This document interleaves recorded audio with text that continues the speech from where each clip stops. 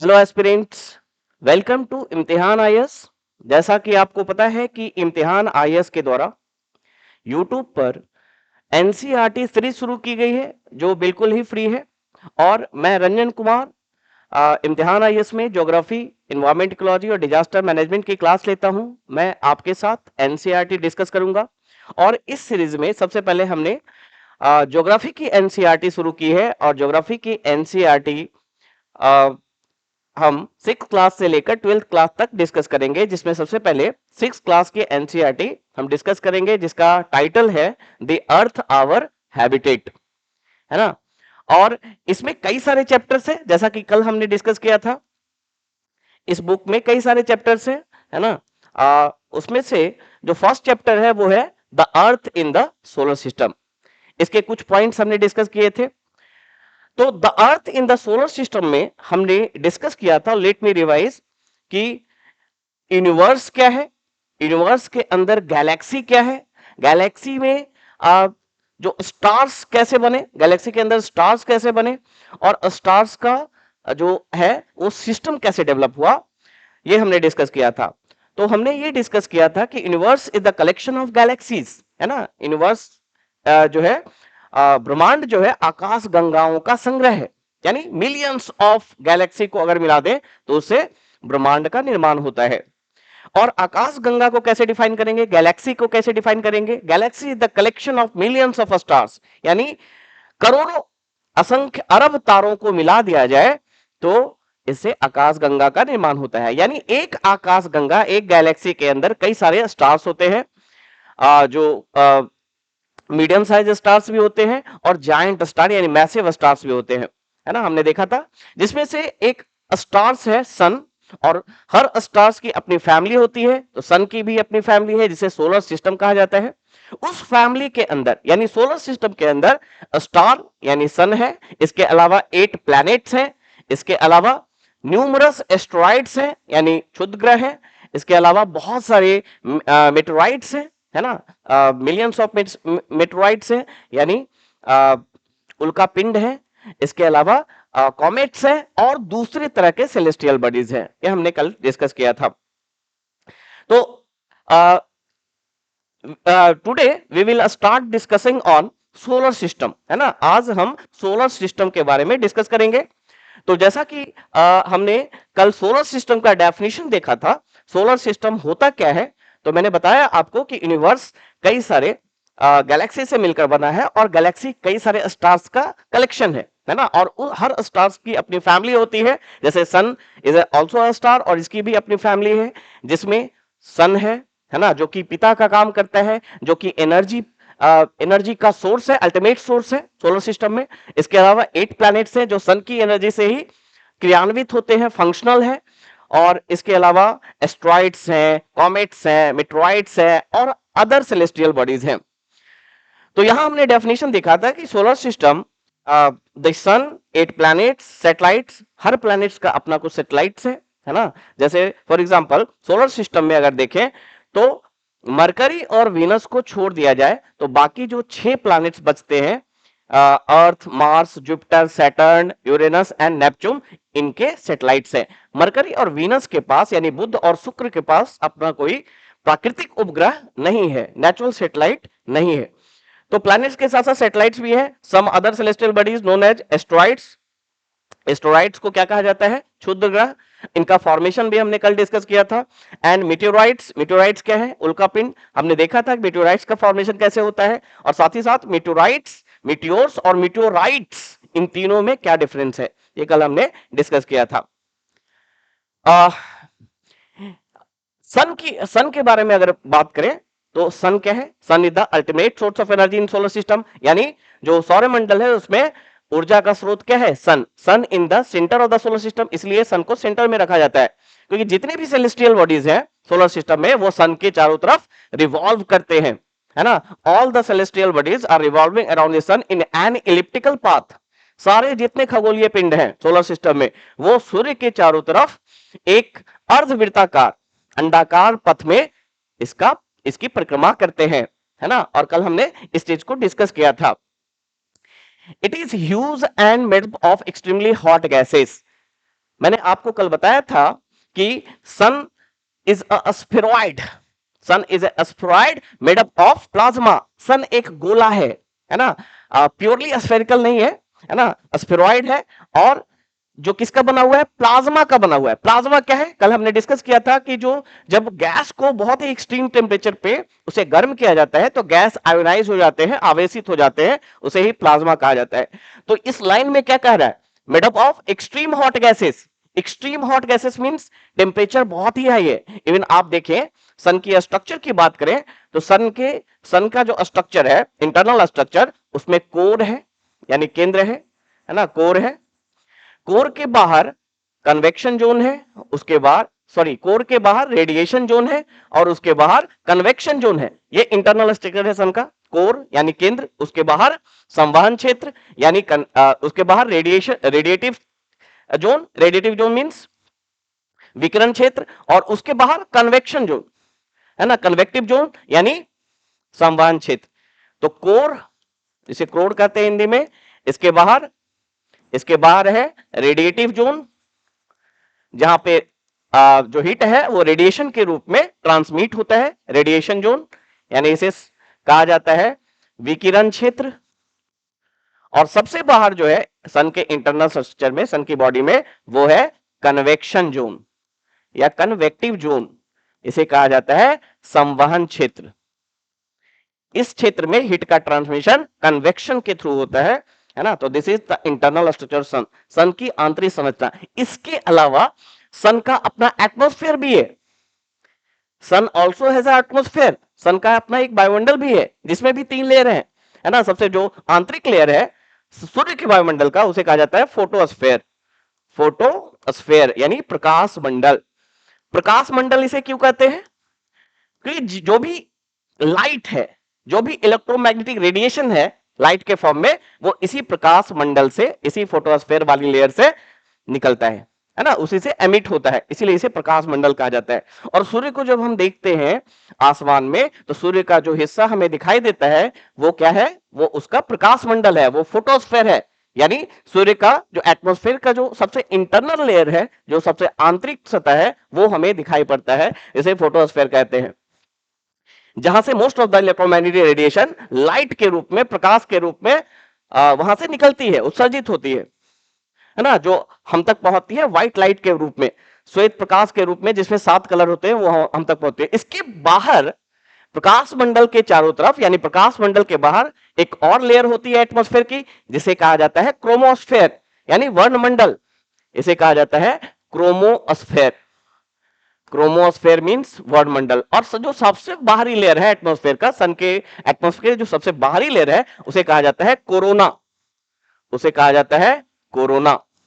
ये हमें दिखाई नहीं देता, ये पूर्ण सूर्य ग्रहण यानी टोटल सोलर इक्लिप्स के समय सिर्फ हमें दिखाई देता है कोरोना, है ना। तो इस तरह से सन का अपना एक स्ट्रक्चर है। और सन एक एस्फेरॉइड है, एक गोला है, जो किससे बना है, प्लाज्मा से। प्लाज्मा क्या है, एक्सट्रीमली हॉट गैसेस, यानी गैसेस को जब बहुत हाई टेम्परेचर पर गर्म करते हैं गैस को, तो वो आयनाइज हो जाते हैं, आवेशित हो जाते हैं, जिसे प्लाज्मा कहा जाता है। अब गैस इतने हॉट क्यों है, क्योंकि सन के कोर का टेम्परेचर, आपको मैंने बताया था कल कि सन के कोर में, है ना, सन का जो इंटरनल स्ट्रक्चर, उसमें जो सबसे आंतरिक लेयर है, सबसे इंटरनल लेयर है, उसे कोर कहा जाता है। और कोर में न्यूक्लियर फ्यूजन रिएक्शन होता है, नाभिकीय संलयन की क्रिया होती है, नाभिकीय संलयन की क्रिया होती है, जिसमें हाइड्रोजन फ्यूज होकर, यानी हाइड्रोजन के न्यूक्लियस फ्यूज होकर हीलियम के न्यूक्लियस में कन्वर्ट होते हैं, और इसमें हीट और लाइट एनर्जी रिलीज होती है। हीट रिलीज होता है, ट्रेमेंडस अमाउंट ऑफ हीट रिलीज होता है, और ये तभी हो पाएगा जब कोर का तापमान बहुत ही हाई होगा। तो कोर का तापमान जब सन के कोर की बात करें तो सन के कोर का तापमान 150 लाख डिग्री सेल्सियस है, 150 लाख डिग्री सेल्सियस है सन के कोर का तापमान, और इतने हाई टेम्परेचर पे। और अगर फोटोस्फेयर की बात करें, जो सन के एटमॉस्फेयर का सबसे इंटरनल लेयर है फोटोस्फेयर, उसके टेम्परेचर की बात करें तो वो उसका टेम्परेचर है 6000 डिग्री सेल्सियस। अब इतने हाई टेम्परेचर पे जो गैस है वो गैसियस स्टेट में ना रहकर वो आयनाइज्ड हो जाते हैं, जिसे प्लाज्मा कहा जाता है। इसीलिए यहाँ पे लिखा हुआ है, हर देखिए हर लाइन का मतलब समझना है।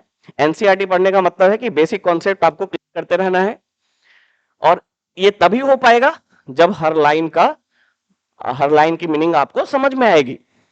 ठीक है, तो यहां पे लिखा है कि sun is made up of extremely hot gases. Extremely hot gases मतलब प्लाज्मा।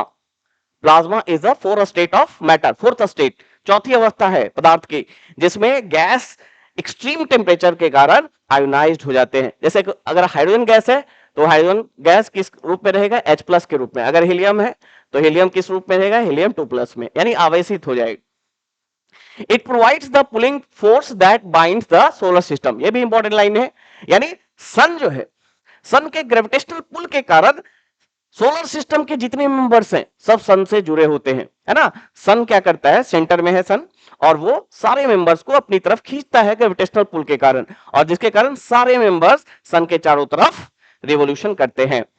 कैसे करते हैं यहां पे मैं समझाता हूं, है ना। सारे जितने मेंबर्स हैं सोलर सिस्टम में, सब सन के चारों तरफ इलिप्टिकल पाथ में, यानी अर्धवृत्ताकार या दीर्घवृत्ताकार पथ उसे कहा जाता है, दीर्घवृत्ताकार पथ में सन के चारों तरफ परिक्रमा करते हैं, रिवॉल्यूशन करते हैं। ठीक है, कल हमने डिस्कस किया था जितने भी मेंबर है, सारे मेंबर सन के चारों तरफ, सोलर सिस्टम के जितने मेंबर है सूर्य के चारों तरफ दीर्घवृत्ताकार पथ यानी इलिप्टिकल पाथ में सूर्य की परिक्रमा करते हैं। अब देखिए परिक्रमा करने के लिए आपको अंदर की तरफ एक सेंट्रीपिटल फोर्स चाहिए, अभी केंद्रीय बल की आवश्यकता होती है, सेंट्रीपिटल फोर्स की आवश्यकता होती है। तो यहां पर सेंट्रीपिटल फोर्स कौन प्रोवाइड कर रहा है, तो सन का जो ग्रेविटेशनल पुल है ना, ग्रेविटेशनल पुल से, यानी सन का जो ग्रेविटेशनल फोर्स है जिसके कारण सन बाकी मेंबर्स को अपनी तरफ खींचता है, और उसी इनवर्ट फोर्स के कारण ये सारे मेंबर्स सूर्य की परिक्रमा करते हैं, है ना, रिवॉल्यूशन करते हैं। रिवॉल्यूशन के लिए अंदर की तरफ एक सेंट्रीपिटल फोर्स चाहिए। तो यहां पे सेंट्रीपिटल फोर्स कौन प्रोवाइड कर रहा है, सन का जो ग्रेविटेशनल अट्रैक्शन है वो प्रोवाइड कर रहा है required centripetal force for to take revolutionary motion. तो ये क्लियर होना चाहिए आपको, और इससे सन क्या करता है, सारे मेंबर्स को एक साथ अटैच करके रख पाता है, bind the solar system. The sun is the ultimate source of energy, heat and light energy, और सन के अल्टीमेट हीट और लाइट एनर्जी कहां से रिलीज हो रही है, सन के सरफेस से जो हीट और लाइट एनर्जी आ रही है उसका सोर्स क्या है, sun is the ultimate source of energy of solar system, यानी सौरमंडल में ऊर्जा का सबसे मुख्य स्रोत कौन है, सूर्य है। लेकिन सूर्य में ये एनर्जी कहां से आ रही है, तो उसका आंसर है न्यूक्लियर फ्यूजन रिएक्शन, नाभिकीय संलयन की क्रिया के कारण, जिसमें हाइड्रोजन के मॉलिक्यूल्स, हाइड्रोजन के न्यूक्लियस आपस में फ्यूज होकर हीलियम के न्यूक्लियस बनाते हैं, और इसी न्यूक्लियर फ्यूजन रिएक्शन के तहत हीट रिलीज होता है, ट्रेमेंडस अमाउंट ऑफ हीट रिलीज होता है, और इलेक्ट्रोमैग्नेटिक रेडिएशन निकलते हैं लाइट के फॉर्म में, है ना। तो ये आपको यहां पे ध्यान रखना है। तो देखिए ये कह रहा है कि सन के कोर का टेम्परेचर अगर देखें तो 150 लाख डिग्री सेल्सियस है, और सन के फोटोस्फीयर के टेम्परेचर देखें तो 6000 डिग्री सेल्सियस है। इसके बावजूद हम सरवाइव कर पा रहे हैं अर्थ पे, है ना। क्यों ऐसा, इसलिए क्योंकि सूर्य हमसे काफी दूर है। पृथ्वी से सूर्य की दूरी कितनी है, 150 मिलियन किलोमीटर, है ना, 150 मिलियन, है ना, यानी 1500 लाख किलोमीटर हमसे दूर है। और आपको बता दें कि 150 मिलियन 150 मिलियन किलोमीटर को ही कहा जाता है 1 एस्ट्रोनॉमिकल यूनिट, यानी astronomical unit is defined as the distance between sun and the earth. और वो कितना बराबर, उसका कितने के बराबर है, 1 AU equal to 150 million kilometre, जो अर्थ और सन के बीच की दूरी है। यानी AU को डिफाइन ही किया गया, एस्ट्रोनॉमिकल यूनिट को डिफाइन ही किया गया कि the distance between the earth and the average distance between earth and the sun, जो कि कितना है 150 मिलियन किलोमीटर, और ये 1 AU के बराबर है। और AU का इस्तेमाल खगोलीय वस्तुओं के बीच दूरी को मापने में किया जाता है, यानी AU is used as a unit to measure distance between different celestial bodies. तो ये ध्यान रखना है आपको, है ना। नेक्स्ट पॉइंट की ओर चले, प्लैनेट्स के बारे में बात करें तो there are 8 planets in our solar system. अब यहां पे समझिए कि बिफोर 2006 से पहले, है ना, 2006 से पहले हमारे पास 8 प्लैनेट थे, है ना, 9 प्लैनेट थे। 2006 से पहले हमारे पास 9 प्लैनेट्स हुआ करते थे। But according to the new definition of astronomical international astronomical union IAU, 2006 से पहले हमारे पास 9 प्लैनेट हुआ करते थे सोलर सिस्टम में, सौरमंडल में 9 ग्रह हुआ करते थे। बट 2006 में IAU ने यानी इंटरनेशनल एस्ट्रोनॉमिकल यूनियन, अंतरराष्ट्रीय खगोलीय संघ ने एक प्लैनेट्स का एक नया डेफिनेशन दिया और उस डेफिनेशन के तहत, उस डेफिनेशन के अनुसार प्लूटो को प्लैनेट्स की श्रेणी से बाहर कर दिया गया और प्लूटो को डॉर्फ प्लैनेट यानी बौने ग्रह की श्रेणी में रखा गया। तो यहां पे इस चीज को समझते हैं, नया डेफिनेशन क्या था प्लैनेट्स का। तो 2006 में IAU इंटरनेशनल एस्ट्रोनॉमिकल यूनियन ने प्लैनेट्स का एक नया डेफिनेशन दिया। उस डेफिनेशन के अनुसार कोई भी सेलेस्टियल बॉडी प्लैनेट्स तभी कहला सकता है जब वो 3 क्राइटेरिया को फुलफिल करता हो। पहला क्राइटेरिया था कि it should revolve around the sun in an elliptical path. It should revolve around the sun in an elliptical path. यानी वो खगोलीय वस्तु सूर्य के परिक्रमा करता हो, है ना, दीर्घवृत्ताकार पथ में। तो ये पहला क्राइटेरिया था। दूसरा क्राइटेरिया था कि it should have enough mass, it should have enough mass, it should have enough mass to gravitate itself. इसका मतलब है इसके पास इतना द्रव्यमान होना चाहिए कि अपने ही ग्रेविटी के कारण, सेल्फ ग्रेविटी के कारण इसका शेप स्फेरिकल हो जाए, गोलाकार हो जाए, है ना। जब किसी वस्तु का ग्रेविटी, इतना अधिक ग्रेविटी होता है तो अंदर की तरफ फोर्स लगता है, जिसे सेल्फ ग्रेविटी कहते हैं। मॉलिक्यूल्स एक दूसरे को अटैक करते हैं, जिसके कारण सरफेस टेंशन के कारण इसका शेप क्या हो जाता है, स्फेरिकल शेप होता है। यानी प्लैनेट्स के जो दूसरा क्राइटेरिया था डेफिनेशन का, वो ये था it should have enough mass to gravitate itself.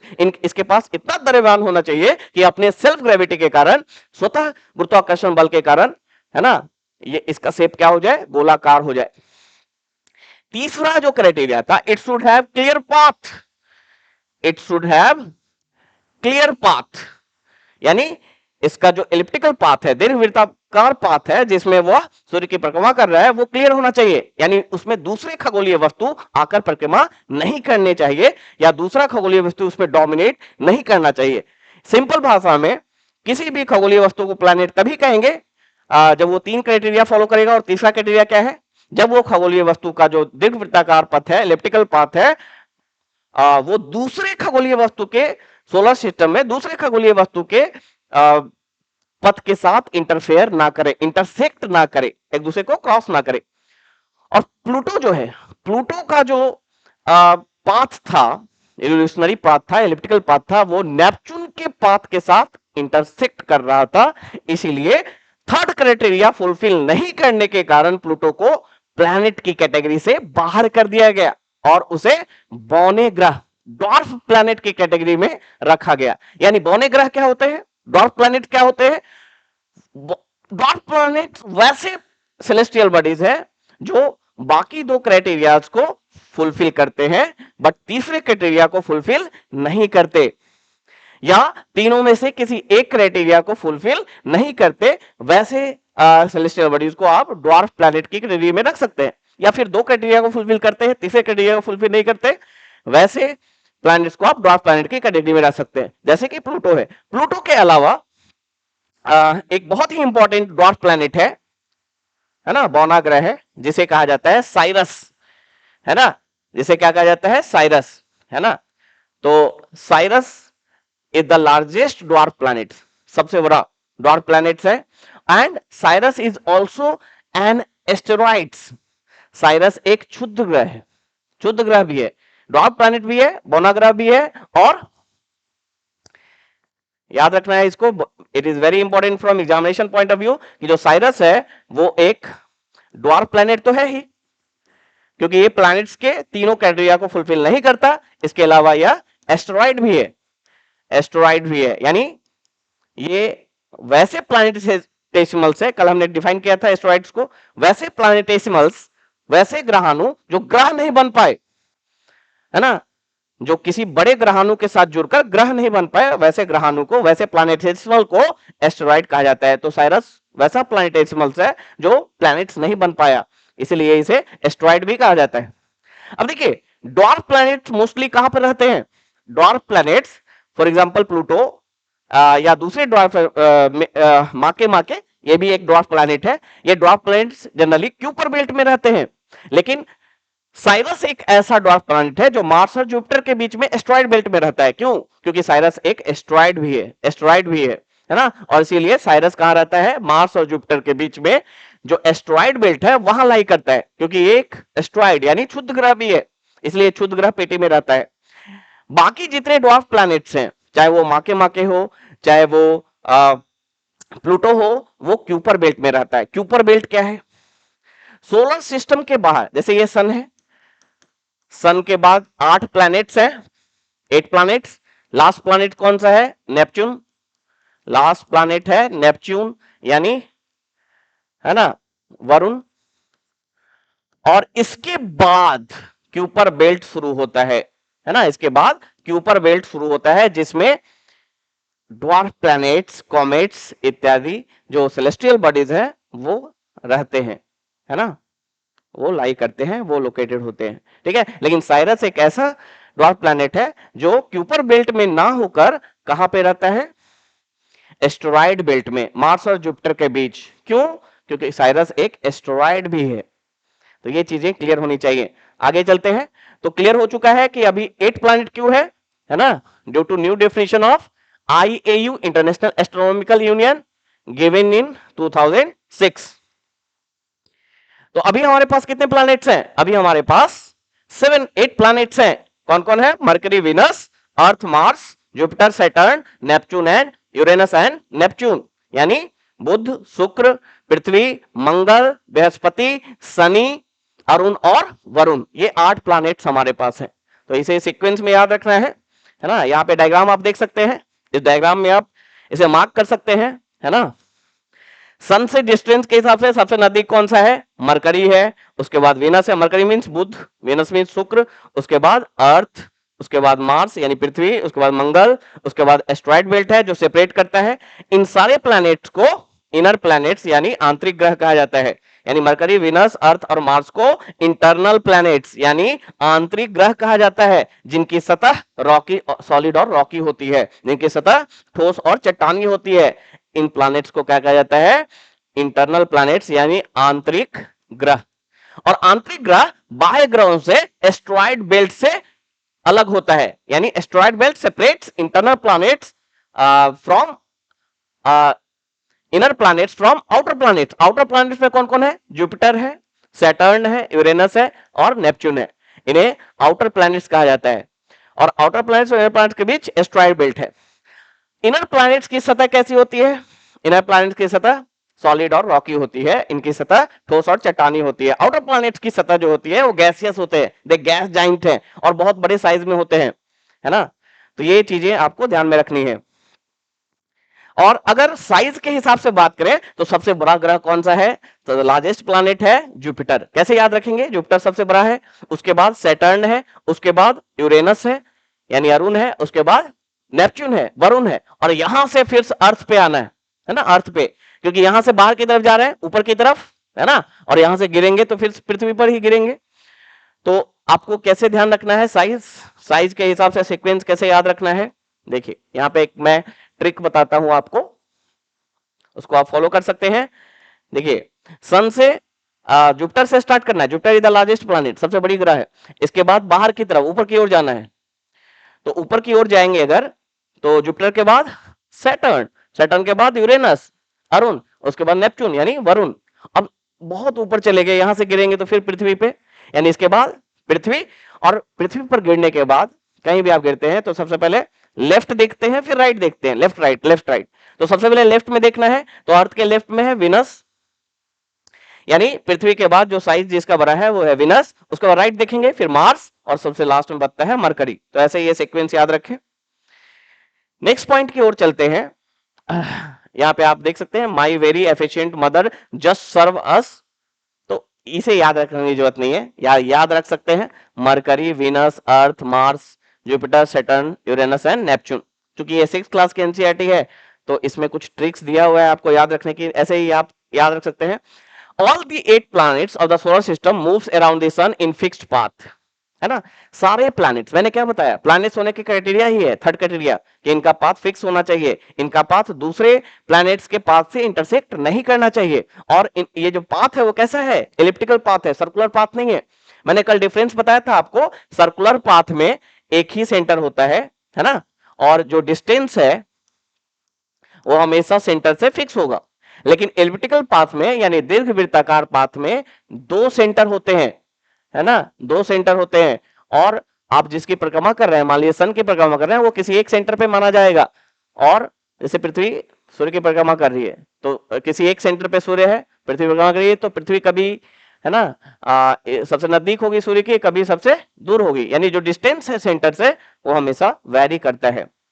ये अंतर है एलिप्टिकल और सर्कुलर पाथ में, यानी वृत्ताकार और दीर्घवृत्ताकार पथ में ये अंतर है। तो सारे प्लैनेट्स सूर्य की परिक्रमा दीर्घवृत्ताकार पथ यानी एलिप्टिकल पथ में करते हैं। These paths are elongated, they are called orbits. In path को, इन इलिप्टिकल पाथ्स को जो elongated है, इन्हें ऑर्बिट्स कहा जाता है, कक्षा कहा जाता है, पृथ्वी की कक्षा।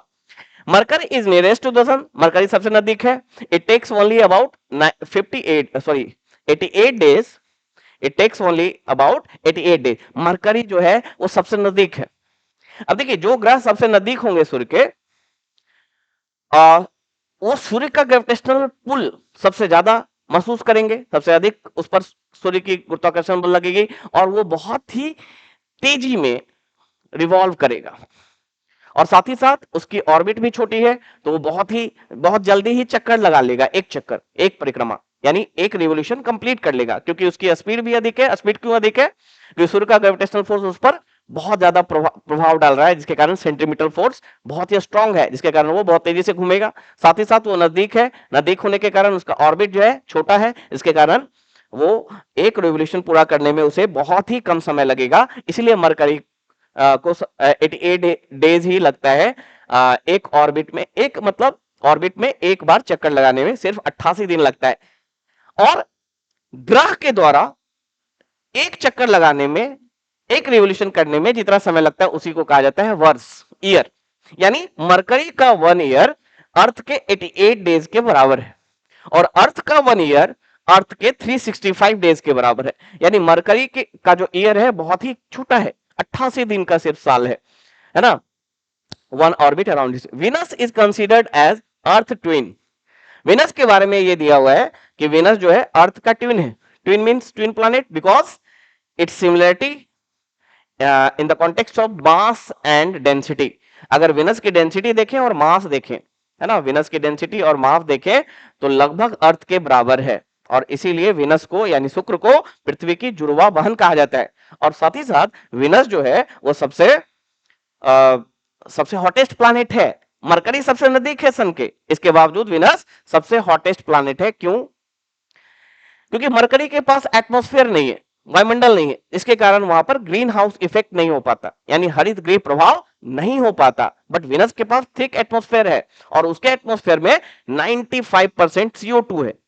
तो CO2 is a green house gas, यानी वो ग्रीन हाउस इफेक्ट को और भी बढ़ा देता है। इसके कारण Venus is the hottest planet in spite of the fact that Mercury is the nearest planet to the sun. यानी मरकरी, बुध जो है सूर्य के सबसे नजदीक होने के बावजूद भी हॉटेस्ट प्लैनेट नहीं है, क्योंकि उसके पास एटमॉस्फेयर नहीं है, ग्रीन हाउस इफेक्ट नहीं होता। बट वीनस के पास थिक एटमॉस्फेयर है और इसलिए वीनस हॉटेस्ट प्लैनेट माना जाता है। क्लियर यहां तक? तो वीनस के बारे में कुछ फैक्ट है। इसके अलावा Venus is also the brightest planet, सबसे चमकीला ग्रह है। क्यों है? क्योंकि वीनस के एटमॉस्फेयर में hydrochloric acid, sorry sulphuric acids की एक लेयर है ना। वीनस के एटमॉस्फेयर में, बाहरी एटमॉस्फेयर में सल्फ्यूरिक एसिड की लेयर है और जब उस पर लाइट पड़ता है तो उसका एल्विडो इफेक्ट हाई है। एल्विडो मींस जितनी लाइट पड़ती है उससे मतलब मैक्सिमम लाइट रिफ्लेक्ट हो जाती है, परावर्तित हो जाती है, इसलिए वो चमकता हुआ दिखाई देता है। इसलिए Venus is the brightest planet and third brightest body in solar system after sun and moon. ये याद रखना है। Till recently August 2006 Pluto was also considered planet, however in a meeting to the International Atomic Union, a decision was taken that Pluto, like other celestial objects, जैसे Ceres मैंने बताया आपको, discover in recent past में be called as dwarf planet, ये already मैं discuss कर चुका है। अब अर्थ पे आते हैं, अर्थ के बारे में डिस्कस करते हैं। दी अर्थ, देखिए बहुत सारी चीजें फिर जो हायर एनसीईआरटी है, हायर क्लास के एनसीईआरटी है, वहां भी मिलेंगी, वहां भी मैं बहुत सारी चीजों को रिपीट करूंगा। तो लर्न करते रहें हमारे साथ, सीखते रहें। अर्थ के बारे में है, the earth is the third nearest planet, है ना, आपने देखा sequence, Mercury, Venus, earth. Earth is the third nearest planet to the sun, in size it is the fifth largest. हमने देखा कि Jupiter, Saturn, Uranus and Neptune के बाद earth is the fifth largest planet in the solar system. It is slightly flattened at the poles. इसको समझते हैं, earth is slightly flattened at the पोल, यानी ध्रुव के पास, ध्रुव के आसपास पृथ्वी चपटा है। देखिए पृथ्वी की अपनी एक यूनिक शेप है ना। यूनिक शेप क्या है कि ध्रुव के पास ये चपटा है और इक्वेटर के पास फ्लैटेन है। तो फ्लैटेन, सॉरी, ध्रुव के पास ये फ्लैटेन है और इक्वेटर के पास बल्ज है, बल्जिंग एट द इक्वेटर, है ना, बल्जिंग यानी फुला हुआ है। और ध्रुव के पास, पोल्स के पास ये फ्लैटेन है। इस शेप को जियोइड शेप कहा जाता है, अर्थ लाइक। जियोइड का मतलब होता है अर्थ लाइक शेप। एक स्पेशल, एक यूनिक शेप है अर्थ का जिसे जियोइड कहा जाता है। जियोइड का मतलब होता है अर्थ लाइक। तो कैसा शेप है अर्थ लाइक, मतलब कैसा? तो इसे कहा जाता है ऑब्लेट स्फेरॉइड। इस शेप को कहा जाता है ऑब्लेट स्फेरॉइड। पूरी तरह से स्फेरिकल नहीं है। पोल के पास, ध्रुव के पास चपटा है और इक्वेटर के पास बल्जिंग है, फुला हुआ है ना। और इसका मुख्य कारण क्या है? इसका मुख्य कारण है, जो इक्वेटर के पास बल्जिंग है उसका मुख्य कारण है सेंट्रीफ्यूगल फोर्स, क्योंकि earth is rotating on its axis. अपने अक्ष पर अर्थ जो है घूम रहा है और घूर्णन गति करने के कारण बाहर की तरफ सेंट्रीफ्यूगल फोर्स यानी अधिकेंद्रीय बल लगता है और उसके कारण वहां इक्वेटर के पास आपको बल्जिंग देखने को मिलता है। ठीक है, तो इसे कहा जाता है geoid shape. Earth has geoid shape यानी अर्थ लाइक स्ट्रक्चर। और जियोइड में आपसे पूछ सकता है कैसा शेप? जियोइड मतलब अर्थ लाइक, लेकिन अर्थ लाइक कैसा? तो ऑब्लेट स्फेरॉइड, इस शेप को कहा जाता है oblate spheroid, means flatten at the pole and bulging at the equator. Poles के पास फ्लैटेन है, चपटा है, और इक्वेटर के पास बल्जिंग है। Okay, it is slightly flattened at the poles, that is why its shape is described as geoid. Geoid means an earth like shape. Okay, next point. Conditions favorable to support life are probably found only on earth. अब यहां पे एक चीज ध्यान रखना है, यहां पे मैं एक कॉन्सेप्ट बताता हूं आपको गोल्डीलॉक जोन्स का। सोलर सिस्टम में गोल्डीलॉक जोन वैसा रीजन है, वैसा एरिया है जहां लाइफ एग्जिस्ट कर सकता है, यानी लाइफ की प्रोबेबिलिटी जहां पर होगी उसे गोल्डीलॉक जोन कहा जाता है। और ऐसा बोला जाता है कि गोल्डीलॉक जोन वीनस के बाद शुरू होता है और जुपिटर से पहले खत्म हो जाता है। यानी अगर हम देखें वीनस के बाद, क्योंकि Venus is the hottest planet, है ना, वहां का टेम्परेचर 400 डिग्री सेल्सियस तक पहुंच जाता है। तो वीनस पे तो लाइफ पॉसिबल है नहीं, है ना। तो और थिक एटमॉस्फेयर है, ग्रीन हाउस इफेक्ट होता है, बहुत CO2 की मात्रा बहुत अधिक है, तो वीनस पे लाइफ है नहीं। तो वीनस के बाद यानी मार्स, वीनस के बाद अर्थ, और उसके बाद जुपिटर से पहले, क्योंकि जुपिटर से फ्रिजिड जोन स्टार्ट होता है ना। मार्स के बाद फ्रिजिड जोन स्टार्ट होता है, यानी टेम्परेचर माइनस में चला जाता है, वहां भी लाइफ पॉसिबल नहीं है। यानी जुपिटर से पहले यानी एस्ट्रॉइड बेल्ट से पहले और वीनस के बाद यानी अर्थ और मार्स, ये दो ऐसे प्लैनेट्स हैं जहां पर लाइफ की पॉसिबिलिटी बन सकती है। इसे ही कहा जाता है गोल्डीलॉक जोन्स। और उसमें अभी तक जो रिसर्च हुए हैं, जो भी साइंटिफिक एविडेंस मिले हैं, उनमें अर्थ पे ही अभी तक लाइफ पॉसिबल है। तो अर्थ is the only planets which support life. लेकिन मार्स पे ये रिसर्च चल रहा है, मार्स पे हमें आइस क्रिस्टल मिले हैं, है ना, और ऐसा माना जा रहा है कि वहां पे लाइफ सपोर्ट किया जा सकता है। इसके लिए इंडिया ने मंगलयान भेजा था रिसर्च करने के लिए, जिन्होंने कई सारे वैल्यूएबल इनपुट्स दिए, है ना, वहां से पिक्चर भेजी। लेकिन अभी फिलहाल till now earth is the only planet which can support life, which support life. Earth life को क्यों सपोर्ट कर पा रहा है, इस पे थोड़ी चर्चा करते हैं।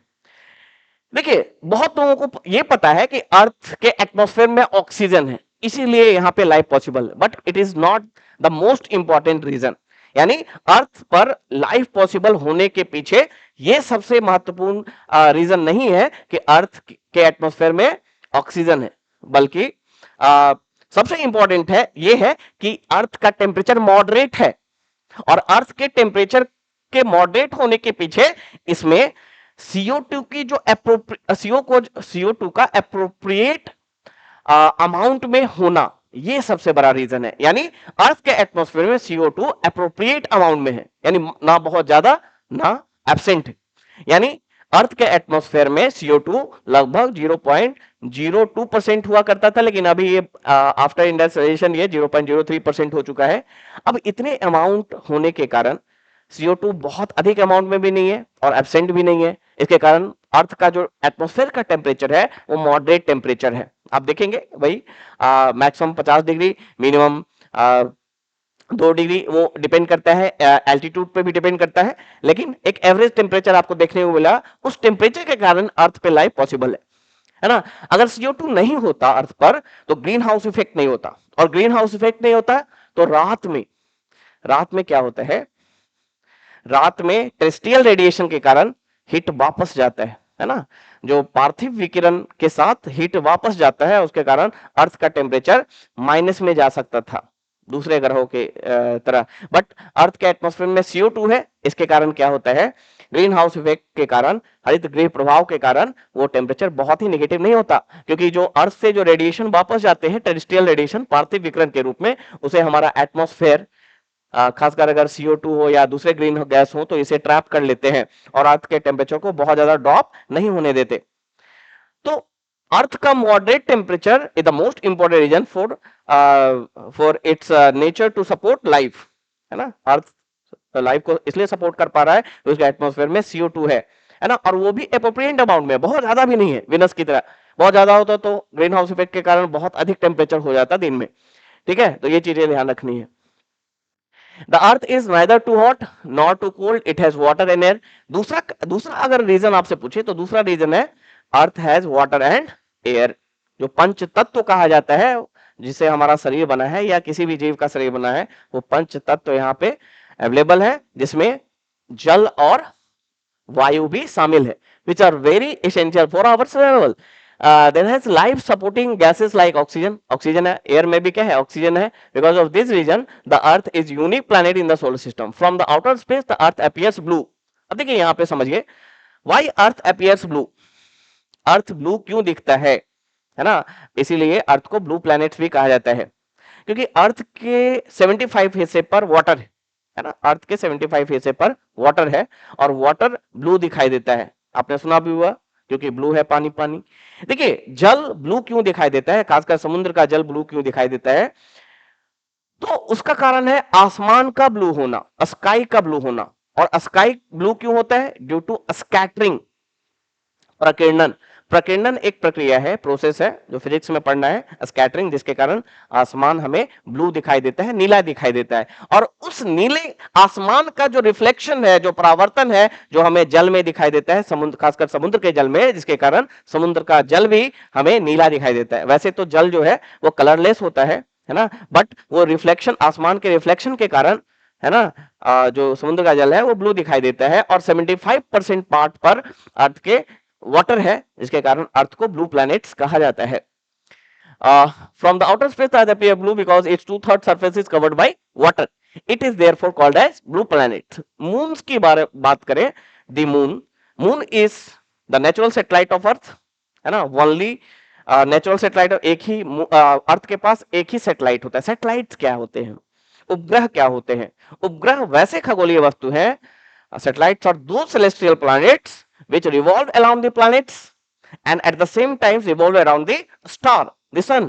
यानी उपग्रह वैसे खगोलीय वस्तु हैं जो पृथ्वी की परिक्रमा तो करते ही हैं, यानी ग्रहों की परिक्रमा तो करते ही हैं, साथ ही साथ सूर्य की भी परिक्रमा करते हैं, क्योंकि ग्रह खुद सूर्य की परिक्रमा कर रहे हैं। तो उसके साथ जो चंद्रमा होती हैं, जो मून्स होते हैं, जो सैटेलाइट्स होते हैं, जो उपग्रह होते हैं, वो भी सूर्य की परिक्रमा करते हैं। और उपग्रहों के पास अपना लाइट नहीं होता, जैसे प्लैनेट्स के पास अपना लाइट नहीं होता, उसी तरह सैटेलाइट के पास भी अपना लाइट नहीं होता है, वो भी सूर्य की लाइट से, सूर्य के प्रकाश से ही चमकते हैं। जैसे रात में आपको चंद्रमा दिखाई देती है, वो सन का रिफ्लेक्शन है, सन से जो लाइट रिफ्लेक्ट होकर चंद्रमा के सतह से टकराकर इंसिडेंट होकर वहां से रिफ्लेक्ट होकर हम तक जो पहुंचता है, उससे हमें चंद्रमा दिखाई देता है। है ना, इसलिए दिन में चंद्रमा नहीं दिखाई देता है, क्योंकि दिन में सूर्य की रोशनी की इंटेंसिटी इतनी अधिक होती है कि चंद्रमा से जो रिफ्लेक्टेड लाइट आ रहा है पृथ्वी तक, उसमें वो नलीफाई हो जाता है, उसमें उसका इफेक्ट कम हो जाता है। बट रात में जब सूर्य की डायरेक्ट किरणें हम तक नहीं पहुंचती नाइट वाले पार्ट तक, तब सन से रिफ्लेक्ट होकर मून से रिफ्लेक्ट होकर वो किरणें, सूर्य की किरणें हम तक पहुंचती है, इसलिए हमें चंद्रमा रात में दिखाई देता है। ओके, तो ये सब कुछ कॉन्सेप्ट है। Our earth has one world satellite that is the moon, its diameter is only 1/4 that of earth.